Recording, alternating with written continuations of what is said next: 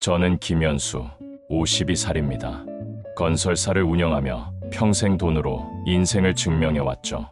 가난한 집안에서 맨손으로 시작했으니 돈이 곧 체면이고 안전이라 믿었어요. 골프장에서 회장들과 악수하며 웃고 사무실 창가에서 서울을 내려다보면 제 인생은 완벽하다고 착각했습니다. 그런데 그 착각은 아주 사소한 틈에서 무너졌어요. 몇 달 전 저는 한미라라는 여자를 집에 들였습니다. 32, 눈빛이 번쩍이고 말투가 매끄러운 사람이었죠. 미라는 저를 존경한다고 했어요. 저 같은 남자만이 자기를 빛낼 수 있다며. 그 말이 제 귀에는 달콤한 음악처럼 들렸습니다. 정은은 아무 말도 하지 않았어요. 아내 정은, 저와 20해 넘게 산 여자죠. 침묵 속에서 식탁을 치우던 손길이 떨렸습니다.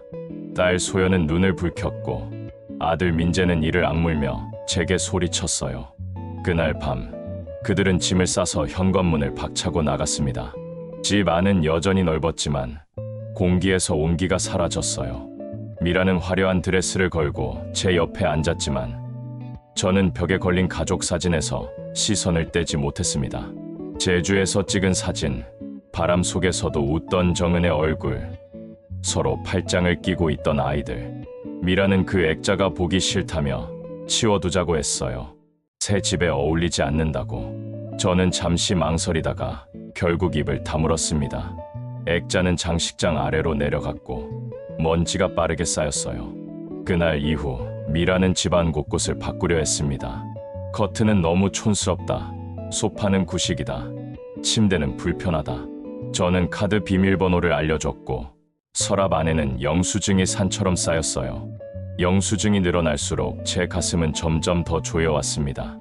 돈으로 집이 화려해질수록 집 안의 공허함은 더 깊어졌죠. 어느 날 미라는 제 앞에서 웃으며 말했어요. 가족이 떠나서 다행이죠. 그 사람들 없으니까 집이 한결 편하잖아요. 그 순간 저는 숨이 막혔습니다. 하지만 정색하지 못했어요. 체면에 길든 제가 젊은 여자의 눈빛 하나에 고개를 숙인 겁니다. 밤이면 더 선명해졌어요. 냉장고의 윙 소리, 벽시계의 초침 소리, 빈 방의 삐걱거림. 소리는 있는데 대답은 없었습니다. 침대 옆 탁자에 놓인 소연의 작은 공책을 우연히 발견했을 때 손끝이 저릿해졌어요. 아빠는 침묵으로 벽을 쌓는다. 단 한 줄, 그 글씨가 제 눈을 찔렀습니다. 책장을 덮어도 그 문장은 귀 속에서 울렸어요. 회사에서는 여전히 성공이 이어졌습니다. 입찰이 잘 풀렸고 신도시 프로젝트도 순조로웠어요. 동철은 술잔을 채우며 제 어깨를 두드렸죠. 그는 제 오랜 친구이자 파트너입니다. 현수야, 아무리 큰 집도 빈자리는 금방 드러난다. 그의 말이 귓속에 오래 맴돌았어요. 저는 웃음으로 넘겼지만 그 웃음 뒤에 뭔가 깨져내리는 소리가 들렸습니다. 어느 비 오는 저녁, 현관 구석에서 정은이 남기고 간 검은 우산을 발견했어요. 빗방울 모양 얼룩이 희미하게 남아 있었죠. 손잡이를 잡자 미끄러졌고 저는 그 미끄러짐을 오래 쥐고 있었습니다. 집은 밝았지만 제 마음은 어둠 속에 서 있었어요. 벽에 다시 걸어둔 가족 사진이 그 어둠 속에서 천천히 빛을 되찾는 것 같았죠. 저는 그 앞에 서서 아무도 모르게 고개를 끄덕였습니다. 미라가 웃고 집은 화려해졌지만 제 안에서는 분명히 다른 시작이 일어나고 있었어요. 공기 속에 남아있는 정은의 손길, 소연의 글씨, 민재의 주먹, 그 모든 것이 사라지지 않고 저를 붙잡고 있었습니다. 저는 그것을 외면할 수 없었어요. 그리고 그건 무너진 집이 다시 저를 삼키려는 예고 같았습니다. 미라는 점점 더 대담해졌어요. 어느 날에는 제 휴대폰을 뒤적이다가 소연의 메시지를 보고는 비웃었죠. 딸이 아직도 아빠한테 기대하는 모양이네. 저런 애들은 독립심이 없어. 그 말이 귀를 때리는 순간 저는 손이 떨려 휴대폰을 뺏어들었습니다. 하지만 목구멍에 걸린 말은 끝내 나오지 않았어요. 결국 저는 아무 말도 못하고 웃음 비슷한 표정만 지었습니다. 웃지 않았으면 눈물이 날 것 같았거든요. 집은 화려한 가구들로 채워졌지만 그 안에서 저는 점점 더 쪼그라들었어요. 부엌에 서 있던 미라는 제 앞에서 대놓고 말했죠. 정은 씨가 이 집에서 뭘 했는지 알겠어요. 딱히 남긴 것도 없더라고요. 나는 다르게 할 거예요. 그녀의 손은 새로 산 와인잔을 닫고 있었고 제 마음은 그 유리처럼 금이 가고 있었습니다. 하루는 퇴근 후 현관을 열었는데 거실에 낯선 구두가 놓여 있었어요. 미라는 친구를 데려왔다며 웃으며 소개했습니다. 이름 모를 남자, 저보다 젊고 화려한 옷차림. 저는 그 자리에 앉아 있는 것이 견딜 수 없었어요. 체면을 지킨다며 웃고 있었지만 속으로는 바닥에 주저앉고 싶었습니다. 술잔을 기울이는 동안 제 안에서 균열이 커지고 있었죠. 동철은 점점 더 노골적으로 말했어요. 현수야, 너 표정이 산 사람 같지 않아. 돈은 벌었는데 표정은 다 잃었구나. 저는 대답 대신 맥주를 들이켰습니다. 술 맛은 썼지만 그 쓴맛이 오히려 솔직하게 느껴졌어요. 동철은 더 묻지 않았습니다. 대신 건조한 눈빛으로 저를 오래 바라봤어요. 그 시선이 거울 같아서 저는 고개를 돌릴 수밖에 없었습니다. 밤마다 장식장 아래에서 먼지 쌓인 가족 사진이 눈에 밟혔어요. 결국 어느 날 저는 다시 벽에 걸었습니다. 못 자국에 딱 맞게 들어갔어요. 불을 꺼둔 거실에서 사진은 어둠 속에서도 존재감을 뿜어냈습니다. 미라는 그걸 보며 혀를 찼어요. 아직도 과거에 매달리는 거예요. 내가 있잖아. 그 순간 저는 처음으로 입을 열었습니다. 그 사람들은 제 과거가 아니야. 제 집이야. 목소리는 떨렸지만 그 떨림이 제 심장을 흔들어 깨웠어요. 회사 위기는 빠르게 번졌습니다. 투자자들은 손절하듯 떠났고 언론은 제 이름을 제목에 올리며 흔들리는 재벌, 몰락 직전의 건설사라고 썼어요. 그 기사 속 사진은 웃고 있는 제 얼굴이었지만 웃음은 이미 찢겨져 있었습니다. 사무실에서 전화를 붙잡고 진땀을 흘리던 제 모습이 거울처럼 떠올랐어요. 집으로 돌아오면 기대할 수 있는 건 아무것도 없었습니다. 미라는 기사 내용을 이미 알고 있었어요. 당신 정말 괜찮은 거예요. 나까지 끌어들이는 건 아니겠죠. 그녀는 제 눈을 피하며 말했지만 그 목소리에는 분명한 두려움이 깔려 있었습니다. 두려움은 저를 향한 걱정이 아니라 자신이 잃을지도 모를 화려한 삶에 대한 두려움이었어요. 며칠 뒤 저는 우연히 미라의 방을 지나며 전화를 엿듣게 됐습니다. 그녀의 목소리는 낮았지만 날카로웠어요. 아니, 아직 정리 안 됐어. 이 사람 상황 좀 더 보고 움직여야지. 순간 다리가 풀렸습니다. 미라가 저를 진심으로 선택한 게 아니라 제 상황을 지켜보며 자신에게 이득이 되는 방향으로 움직이고 있었던 겁니다. 저는 방 문 앞에서 오래 서 있었어요. 심장은 덜컹거렸고 목 안은 바짝 말랐습니다. 그 순간 머릿속에 떠오른 건 정은의 얼굴이었어요. 늘 말없이 제 뒤를 지켜주던 사람, 그리고 지금은 제 뒤에 없는 사람. 그 부재가 날카롭게 가슴을 찔렀습니다. 그날 밤 저는 거실 소파에 앉아 가족 사진을 오래 바라봤어요. 정은의 눈빛 속에서 저는 묻고 있었습니다.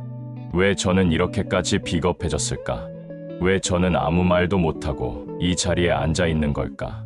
사진은 대답하지 않았지만 침묵 속에서 오히려 답이 들려왔어요. 저는 스스로를 버리고 있었다는 사실. 사업 위기는 결국 폭발했습니다. 한순간에 거래처들이 등을 돌렸고 은행은 대출 회수를 통보했어요. 사무실에서는 직원들의 얼굴이 흩어졌습니다. 그들의 눈빛은 저를 원망했지만 동시에 자신들의 삶을 지켜야 한다는 절박함이 담겨 있었죠. 저는 그 눈빛 앞에서 한없이 작아졌어요. 집에 돌아왔을 때 미라는 이미 짐을 싸고 있었습니다.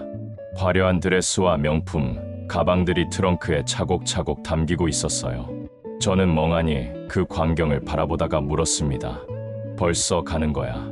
미라는 잠시 멈추더니 차갑게 웃었어요. 현수 씨, 나는 불행을 감당하러 온 게 아니에요. 당신이 빛나니까 곁에 있었던 거지. 그 말은 칼날처럼 제 귀를 갈랐습니다. 저는 아무 말도 할 수 없었어요.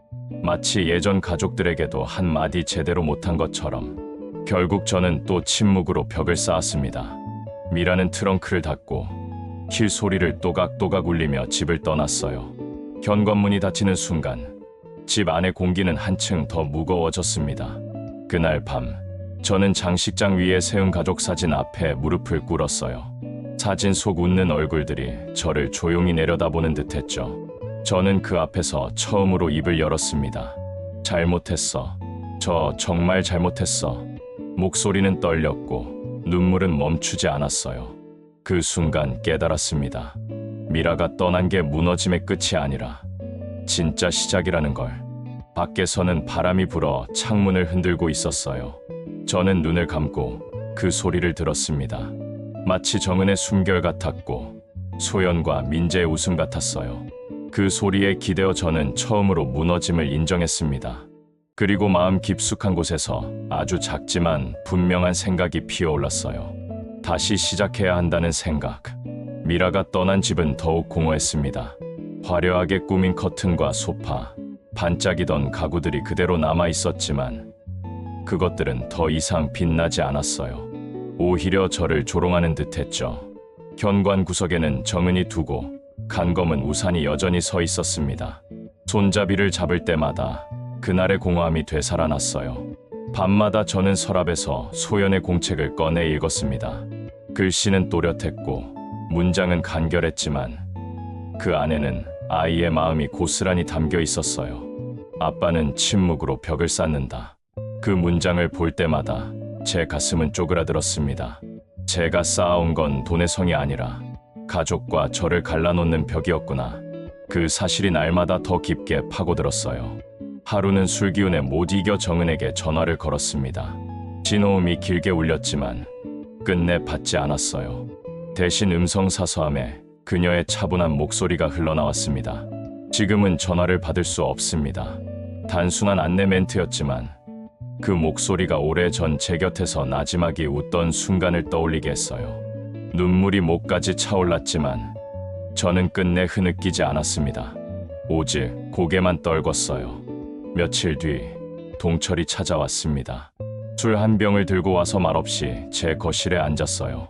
그는 가족 사진을 잠시 보더니 한숨을 내쉬었습니다. 현수야, 내가 뭘 잃은 건 이제 말하지 않아도 알겠지. 근데 중요한 건 지금부터야. 벽을 허물든 무너지든 내 선택이야. 그의 말은 담담했지만 제 심장을 세게 두드렸어요. 저는 처음으로 고개를 끄덕였습니다. 동철의 눈빛 속에서 오래 잊고 있던 저 자신이 비쳤어요. 그날 밤, 저는 가족 사진 앞에 서서 속삭였습니다. 돌아가고 싶다. 다시. 말끝은 흐려졌지만 제 마음속에는 희미한 울림이 생겼어요. 그것은 후회가 아니라 희망의 그림자였습니다. 다음 날 아침, 저는 오랜만에 출근길이 아닌 길을 택했어요. 발걸음은 무겁지만 어딘가로 향해야 한다는 마음이 저를 밀었습니다. 버스를 타고 지하철을 갈아타고 오랜만에 소연이 다니던 대학 근처를 찾아갔어요. 교정에는 젊은 웃음소리가 가득했고 그 소리 속에서 저는 잊고 있던 시간을 느꼈습니다. 소연을 직접 보지는 못했어요. 하지만 캠퍼스 게시판에서 그녀의 이름이 적힌 동아리 포스터를 발견했습니다. 글씨는 작고 단정했어요. 그 순간 알 수 없는 안도감이 몰려왔습니다. 아이가 자기 길을 잘 가고 있다는 사실이 제 발걸음을 잠시 멈추게 했어요. 그러나 동시에 그 길에 제가 없는 현실이 가슴을 저리게 했습니다. 집으로 돌아오는 길에 저는 휴대폰을 꺼내 들었어요. 정은의 번호 앞에서 손가락이 오래 머물렀습니다. 그러나 통화 버튼을 누르지 못했어요. 대신 짧은 메시지를 적었습니다. 잘 지내고 있나요? 보고 싶습니다. 전송 버튼을 누른 뒤 심장이 요동쳤어요. 답장은 오지 않았습니다. 그 침묵조차 저를 흔들어 깨우는 듯했죠. 그날 밤, 저는 소파에 앉아 오랜만에 창문을 열었어요. 바람이 집 안으로 밀려왔고 커튼이 가볍게 흔들렸습니다. 그 바람 속에서 저는 정은의 손길을, 소연과 민재의 웃음을 떠올렸어요. 공허한 집이지만 그 기억은 분명 제 안에서 살아 있었습니다. 저는 그 기억에 기댄 채 다시 살아가야 한다는 희미한 다짐을 품었어요. 사진 앞에 서서 속삭였습니다. 조금 늦었지만 저 아직 끝나지 않았어. 목소리는 떨렸지만 그 떨림 속에서 저는 다시 걸음을 떼려는 저 자신을 느꼈어요. 작은 흔들림이었지만 그 흔들림은 분명 새로운 시작을 예고하고 있었습니다. 저는 결국 정은을 찾아갔어요. 오랜만에 발걸음을 옮긴 곳은 저희가 함께 살던 예전 동네 근처 아이들과 함께 새로 얻은 작은 전셋집이었습니다. 현관 앞에서 숨을 고르고 벨을 눌렀어요. 안에서 인기척이 들리더니 문이 조금 열렸습니다. 정은의 얼굴이 보였어요. 순간 저는 말문이 막혔습니다. 그녀는 예전보다 더 수척해 보였지만 눈빛만큼은 여전히 단단했어요. 무슨 일이에요? 그녀의 목소리는 낯설 정도로 차가웠습니다. 저는 서둘러 고개를 숙였어요. 정은아, 미안하다. 정말 미안하다. 그 말밖에 나오지 않았습니다. 정은은 잠시 저를 바라보다가 문을 조금 더 열었어요. 안쪽에서 소연이 보였습니다. 그녀의 눈빛은 얼어붙은 채로 제게 꽂혔어요. 아빠, 이제 와서 뭘? 소연의 목소리는 떨렸습니다. 그녀의 말에 민재도 방에서 나와 문 앞에 섰어요. 그는 저를 노려보다가 고개를 획 돌려버렸습니다. 그 모습에 심장이 무너져 내렸어요. 저는 손을 내밀어 보았지만 아무도 다가오지 않았습니다. 결국 정은이 단호하게 말했어요. 현수 씨, 시간이 필요해요.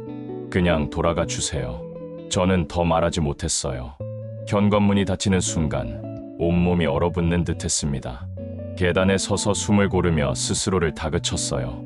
제가 저지른 일들이 이렇게 깊은 상처로 남아있는 걸 이제야 똑바로 보게 된 겁니다. 저는 두 손으로 얼굴을 감싸쥐었어요. 눈물이 멈추지 않았습니다. 그날 밤 집에 돌아와 사진 앞에 앉았어요. 가족은 여전히 웃고 있었지만 현실 속에서 그 웃음을 다시 마주하는 건 너무나 멀게 느껴졌습니다. 그러나 포기할 수는 없었어요. 그 벽은 제가 세운 것이고 허물 수 있는 사람도 결국 저뿐이라는 걸 알았으니까요. 가족에게 거절당한 뒤 저는 한동안 길을 잃은 듯 헤맸어요.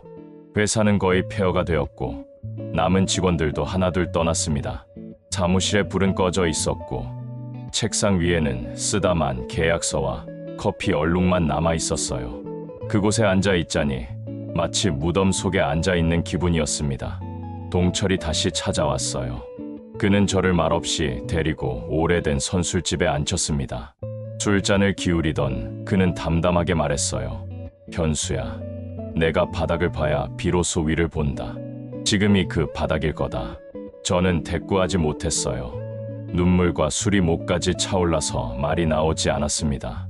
집으로 돌아온 밤, 저는 서랍을 열어 소연의 공책을 다시 펼쳤어요. 몇 장을 넘기다 마지막 쪽에 눈길이 멈췄습니다. 거기에는 이렇게 적혀 있었어요. 아빠는 우리를 외면했지만 나는 언젠가 아빠가 진심으로 돌아오기를 바란다. 그 글씨가 제 가슴을 세차게 후려쳤습니다. 그 순간 저는 알았어요. 아직 기회가 있다는 걸.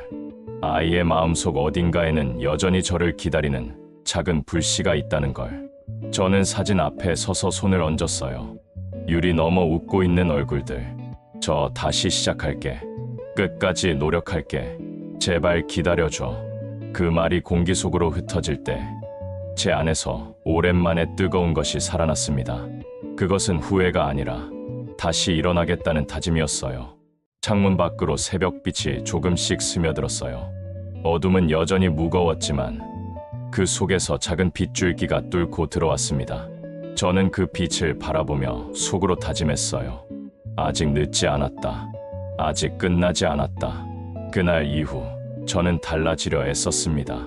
더 이상 사업도 돈도 체면도 제 삶의 중심이 아니었어요. 작은 봉사활동부터 시작했습니다. 새벽마다 무료 급식소에서 국자를 잡았고 낡은 옷을 정리해 기부했어요. 그 일들은 돈으로는 설명되지 않는 울림을 제게 줬습니다. 국자를 들고 서 있을 때 저는 처음으로 저 자신이 쓸모 있는 인간이라는 감각을 느꼈어요. 그리고 매주 한 번 저는 정은의 집 근처까지 걸어갔습니다. 배를 누르지는 않았어요. 대신 현관 앞에 작은 쪽지를 두고 왔습니다. 거기에는 짧은 문장만 적혀 있었어요. 오늘도 미안합니다. 잘 지내고 있기를 바랍니다. 대답은 돌아오지 않았지만 저는 계속 남겼어요. 그것이 제가 할 수 있는 유일한 방식이었으니까요. 몇 달이 지났습니다. 어느 날 현관 앞에 놓인 제 쪽지 위에 다른 글씨가 적힌 작은 메모지가 올려져 있었어요. 소연이 취업 준비 중입니다. 민재는 학교 잘 다니고 있어요. 짧은 2줄. 그러나 그 문장은 제 가슴을 세차게 울렸습니다. 완전한 용서는 아니었지만 아주 작은 틈이 열린 것이었어요. 그 틈이 제 삶을 다시 붙잡아 주었습니다. 집으로 돌아온 저는 가족 사진을 다시 꺼내 들었어요. 먼지를 닦아내며 조심스럽게 벽에 걸었습니다. 액자 속 웃음은 여전히 밝았고 그 웃음이 이제는 저를 질책하는 대신 부드럽게 감싸 안는 듯 보였어요. 저는 사진 앞에 앉아 조용히 편지를 썼습니다. 사랑하는 정은아, 소연아, 민재야. 제가 늦게 깨달아 정말 미안하다. 하지만 끝까지 너희 곁으로 돌아가고 싶다. 기다려주지 않아도 좋다. 그저 제 진심이 닿기를 바란다. 편지를 봉투에 넣어 사진 옆에 두었어요. 아무에게도 보여주지 않은 채. 그것은 오직 제 마음을 증명하는 기록이었습니다. 저는 불을 끄고 거실에 앉았어요. 창문 밖에서 바람이 불어와 커튼이 흔들렸습니다. 그 바람 속에서 저는 정은의 숨결과 아이들의 웃음을 느꼈어요. 눈을 감으니 마음속에 한 장면이 떠올랐습니다. 제주 바닷가에서 바람을 등지고 찍은 사진. 그날의 햇살, 그날의 웃음. 저는 그 기억을 천천히 꺼내어 품었어요. 그리고 아주 작은 미소를 지었습니다. 집 안은 여전히 비어 있었지만 그 빈자리는 더 이상 저를 삼키지 않았어요. 오히려 다시 살아갈 이유로 남아 있었습니다. 저는 조용히 눈을 감고 속삭였어요. 다시 불어오는 바람, 이번엔 놓치지 않을게. 그리고 그 순간 어둠 속에서도 희미한 빛이 제 안에서 깜박이며 살아났습니다. 그것은 아직 끝나지 않은 삶의 불씨였어요. 저는 그 불씨를 두 손으로 감싸쥐며 내일을 기다렸습니다. 돈으로는 살 수 없는 것들이 얼마나 소중한지 비로소 깨달았으니까요.